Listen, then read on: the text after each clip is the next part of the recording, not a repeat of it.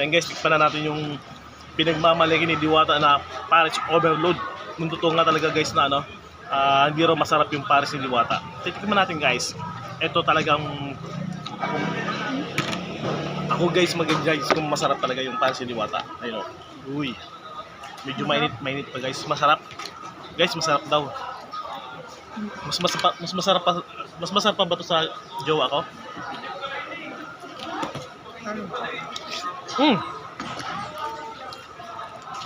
Grabe guys. Pak na pak guys, masarap talaga.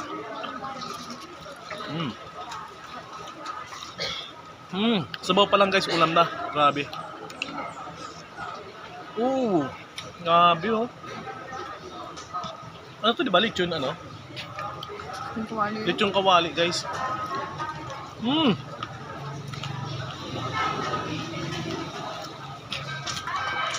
Talagang sandaan lang guys.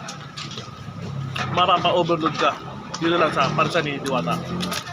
Grabe. Boss, kain boss. Anong ganyan? 100 lang po boss. 100? 100 na lang sa'yo.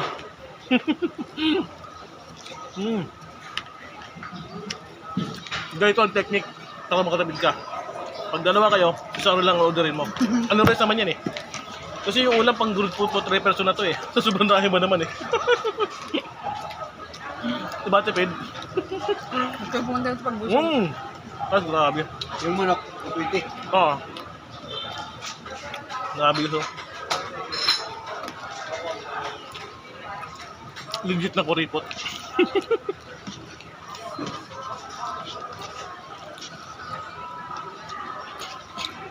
Grabe, ang dami no?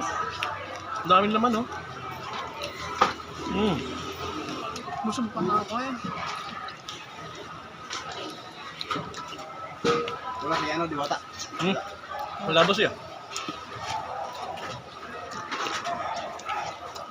Makan sa Pasay. Kahapon may event sila sa ano eh, Mega Mall eh. Kasama si Chip Bonolio.